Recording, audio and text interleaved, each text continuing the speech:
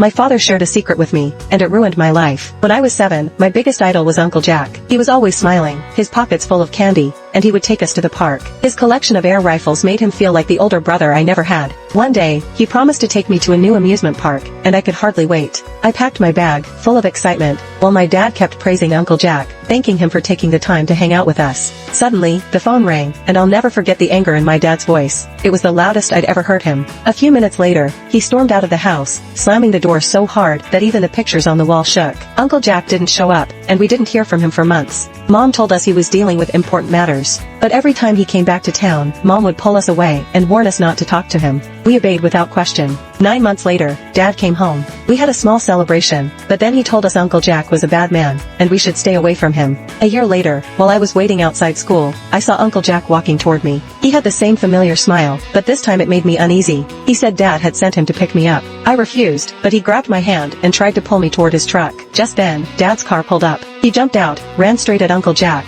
and punched him hard in the face. Uncle Jack ran off, and Dad silently took me home. That night, he told Mom he had some things to take care of. We didn't see him again for the next 5 years. Eventually, we found out that Dad had gone to prison. Mom said it was to protect us. I never knew the full truth, and honestly, I didn't want to. The only thing I knew for sure was that Dad did what he had to do, and I will always be grateful to him for that.